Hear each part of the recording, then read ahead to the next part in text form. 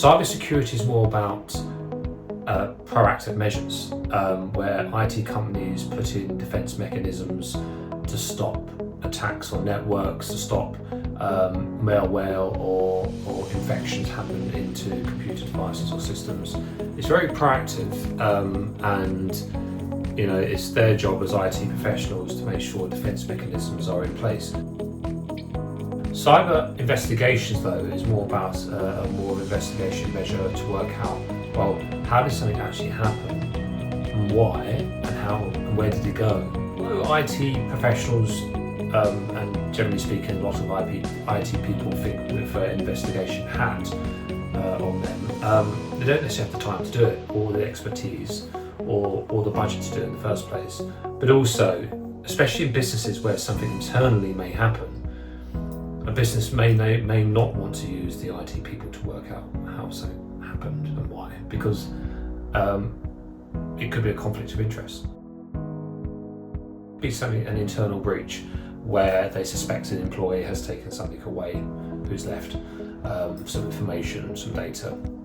So there'll be that kind of investigation to work out, did it actually happen, and to be able to prove that. It could be something in the commercial sector where maybe one company is suing the other company because maybe they took some of their IP, intellectual property, maybe they've stolen part of their brand, maybe the brand's online, maybe for example it's a website that's been duplicated, or some content for that website, and to work out, and from our third-party analysis to work out, did that actually happen? Is the data similar or the same? Someone is accusing someone else of, hey, someone's watching me. We will be asked to work out, are they being watched by that individual online, and who? Now, it is complex and it is quite difficult to work that out, but that's just one of the things. So it could be something on social media. Someone's on social media and someone thinks they're being stalked by someone, cyberly, by an individual, and we would look at what social media channels would that person be looking at, is there any relevance between them, how often it is, the pattern.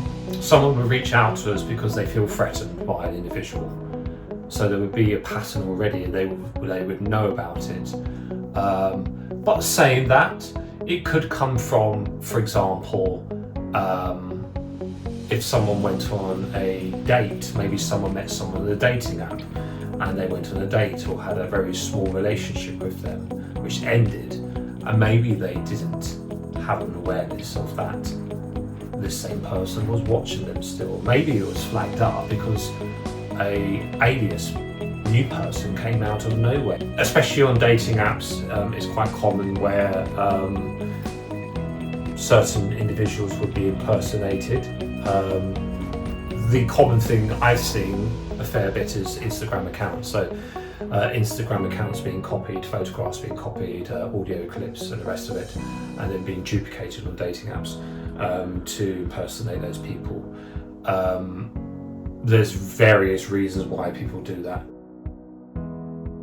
The phishing scams is because we all, especially since COVID, have been working from home and we use computers and devices so much more than we did before, and it's pretty much impossible not to use a computer device. So there's a lot more points of attack, if you like.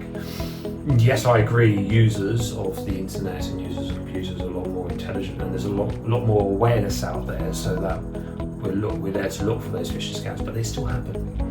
And phishing training to train members of companies to look out for those sort of signs, that they happen day in, day out.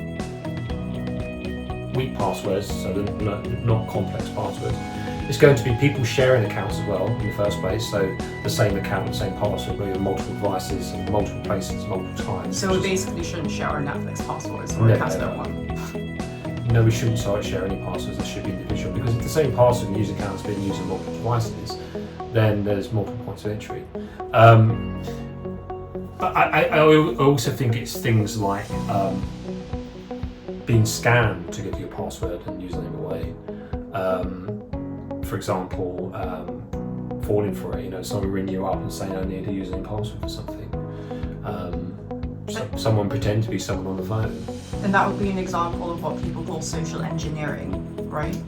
It would be social engineering, yeah, and just disimpersonation on the telephone. Someone pretending them to be Google or Microsoft, especially if the victim is older and they don't know anything different and they're giving away a password or using a password to an account.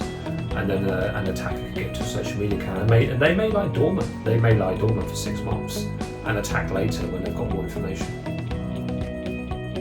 We would go and see them probably, their residential address or business address.